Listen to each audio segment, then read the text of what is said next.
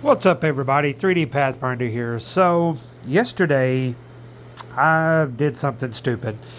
I changed out, well, what I did wasn't stupid. I changed out the stock hot end on my Creality K1 Max with a Micro Swiss Flowtech hot end. But, for some reason, well, no, I know why, but my phone died after a minute of filming that video, and I didn't notice, and I just kept going, got it all installed, got it working, went to turn the video off, and realized my phone was dead.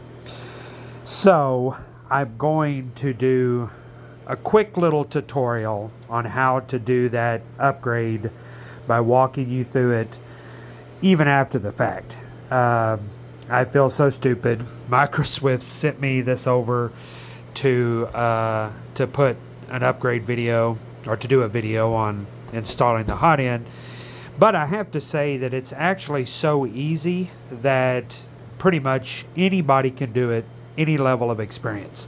One thing, so when you get the Micro Swiss Flowtech hot end, what you're going to get is a new heater core. You're going to get 2 titanium replacement screws. You're going to get this copper adapter for the stock hot end, and then you're going to get a silicone sleeve and then the nozzle itself. Now, this is what the factory hot end looks like. So the copper adapter that you get in the kit basically replaces this. And then these 2 screws that come out of the factory hot end are replaced by the 2 titanium screws that come in this kit. And then you get a new silicone sock that replaces this factory one with a black one. And all you need is a 1.5 millimeter hex and a 2 millimeter hex. That's it. That's all the tools you need. You can definitely get better ones than this. I couldn't find my long, so I had to use these, which made it a little bit more difficult using these short ones, but I still got through it. But the directions that you get for installation are extremely well laid out by Micro Swiss, and you literally just follow this and you cannot go wrong. So what you do is you come over here. Now I'm going to move this up here just so that we can see a little bit better. So what you start by doing is right on top of this LiDAR sensor, there's 2 screws. One, let me get something here. All right, sorry about that. So you have 1 screw right there and then 1 right back here. Let's see if I can get this in the right spot. It's hard to do this through the camera. You get 1 right here. Okay, so you remove these 2 screws and this LiDAR sensor will drop down. And then you come right over here to this cable and it connects right into the side right there. You just grip really close up here, and then you just give it a gentle tug, and then the LiDAR sensor will come loose. And then what you want to do is once you remove this LiDAR sensor, you will see that there is a screw behind here down toward the bottom that is one of 2 screws that holds this front fan shroud on. So you have a screw over there, and then you have this screw right here, and you take that screw and the other one off, and then you're able to lift this fan shroud up and away. And then all you do is push back this cable guard. You see those 2 little black dots? Those are just 2 little nubs that the top of the fan shroud sit on. So you just lift this back, and then it'll lift off. And then there's a cable connection for the fan inside this shroud right up here at the top. And you just gently but firmly just pull that back, and then you'll be able to remove the whole fan shroud. Then what you want to do is you go around to the back here, and there is a set screw right in there. There's a set screw that holds that copper piece that you saw on the factory hot end. It holds it in. All you want to do is give that a couple of twists out. You don't have to remove it, and then that will loosen the hot end right here. That loosens it and allows it to come out. So you take off the silicone sock, and like I said, it walks you through this whole process. Take the 2 screws off of the LiDAR sensor, remove the screw there for the fan shroud, remove the screw there for the fan shroud, come over, remove that screw remove the screw on this side and that side to remove this fan shroud, and then you can unplug the 2 cables on the back. Now you want to be very careful. You have one cable. Here they are. You have one cable that is the thermistor cable, and you have one cable that is for the ceramic heater. And see if you can see on here. You see this little yellow stuff? That's an adhesive that they put on from the factory to hold those connections in place. So you will actually want to be very careful when you're removing it for the first time to break that glue, basically, so that you can pull these out. Now these are 2 separate size connectors, so you can't really get them confused when you're putting them back on. But you do have to be careful, because I actually, for the ceramic heater, the plastic receptacle that is attached to the board on mine, I actually pulled it off with the connector. It all came off in one piece because the glue was so strong on that. But I was able to put it back on there with the connector, and it works just fine. But you want to be very careful with that. But you pull the silicone sock off, this one.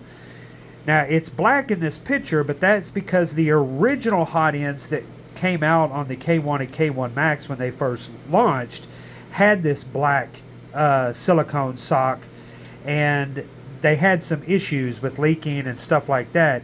And so Creality replaced them with an upgraded Hotend, and you could identify the upgraded Hotend with this red silicone sock. So this Hotend that I got on my machine, because it's fairly one of the newer versions, it already had the fixed Hotend on it.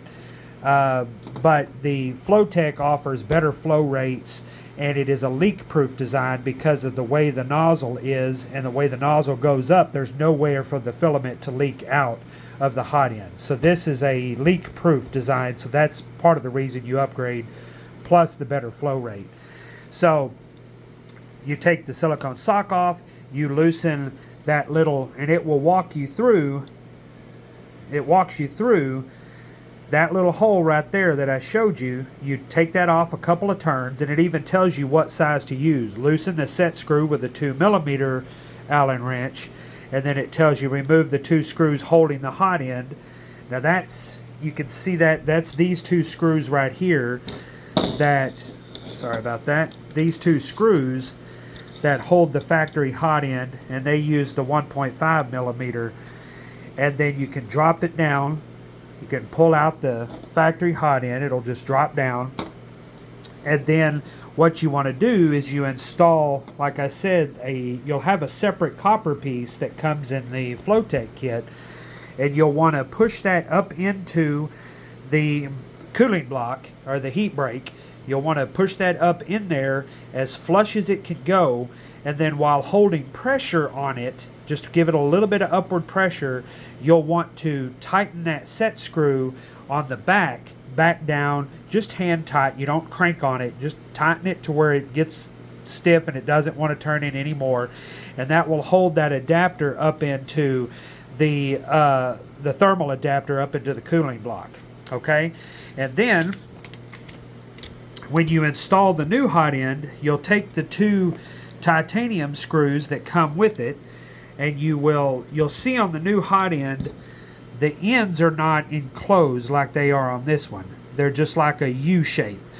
So you can set in the 2 titanium screws, and then you'll place those up in the cooling block. You want to make sure that the wires on your new heating block are facing to the back of the machine. Okay, and it even shows you right there that the wires are facing to the back of the machine. And then you tighten those 2 screws down with the 1.5mm Allen wrench. Okay, now the heater core will still be loose, and it even tells you that the heater core will still be free to wobble even after tightening the 2 screws, because the 2 titanium screws aren't what tightens the ceramic heater down.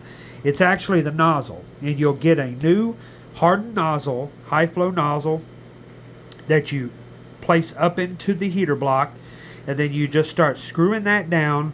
And you can screw it by hand. If you happen to have a little a socket driver or a torque, a small torque wrench would be great, because you're supposed to tighten this down to 15 inch-pounds. But you can screw it down with your fingers as well. It'll get a little tight, so you just have to keep working through it as it starts to tighten down. Then you want to tighten it down to 15 inch-pounds. And then you come around to the back, you reconnect the two wires. Like I said, they're keywayed, so one is larger than the other. You can't get them confused. And you just want to make sure that they're clipped in the right orientation, okay? You'll see that even on like these, they have this little key right here that's designed to fit into the receptacle one way. And so you'll want to be mindful of that when you put them in. And then you reconnect the wires, tuck away the wires up at the back, put on the new silicone sock, just like that. Make sure it's fully all the way up to the top, and then you reverse the process. You reconnect the fan shroud, you place it back on top, put the screws back in on both sides, and then you will, right there, and then you reattach the LiDAR sensor, and then that's it, and then you're done. Now, this has been, the Flowtech replacement Hotend has been specifically designed and engineered for the K1 and the K1 Max. You do not have to recalibrate or anything like that, or you don't have to heat the unit up and then retighten the Hotend or anything like that, or retighten the nozzle. You don't have to do any of that. It works. It is designed specifically straight out of the box to be a direct replacement to the factory Hotend, and I just ran through its normal calibration cycle, and it re-leveled and did all that, and it was perfectly fine. The Z offset didn't change, nothing changed, because it's precisely made for the K1 and the K1 Max from Micro Swiss. So it actually only improves the operation of your K1 or K1 Max without changing any of the parameters. So it still goes to 300 degrees. It's a higher flow nozzle. You can do cold nozzle changes. It's leak proof. It's all metal design. So it is a great addition to your K1 or your K1 Max to get a little bit better, consistent performance. If you ever have had those issues, I never had any of those with the factory Hotend, but this, I love the leak proof design on this, so that I know that I'm not going to get a giant bulge of or blowout of filament out the side of the Hotend when it gets clogged or stopped up or something like that. So that is one of the big benefits, plus the increased flow. Average people are seeing that the factory Hotend usually does around 21, 22-ish millimeters per second of flow, and you can, the average people are getting is 26 to 30. You might be able to push it a little bit more if you're a little bit more tech savvy, but you do get anywhere from a 10 to 15% increased flow rate from this Hotend over the stock Hotend. Now, if you have one of these newer types, there's no reason to throw any of this away. You can still keep all this, and it can always be an extra Hotend just in case. You never know, okay? So I am going to keep all this, the factory stuff, in the box that came with the Micro Swiss Hotend. So I just wanted to show that right quick, that it's very easy to do. It literally took maybe 10 minutes. There's not much to it, and the directions from Micro Swiss are very, very well laid out. Nice pictures, shows you exactly where everything is, and you get your little sticker so that you can don the badge that now your Creality K1 or K1 Max has an upgraded Micro Swiss Hotend on it. So once again, I want to say thank you to Micro Swiss for sending this out. I'm sorry that I completely botched the install video, and my phone died while I was sitting there filming the whole thing, and I didn't even know it. But I did want to show that I did install it, and it's working fine, and I literally just followed the directions step by step, because I'm not terribly smart. So I just followed everything step by step, and it went on without a breeze at all. It was really, really simple, very well engineered, very well thought out by Micro Swiss. So go ahead and go grab you one. I think they're running about $65 at the Micro Swiss website. Fantastic product. It is a great upgrade to your K1 or your K1 Max for some better performance and some peace of mind with the leak-proof design. So go check them out. Thank you very much. Y'all stay tuned for more.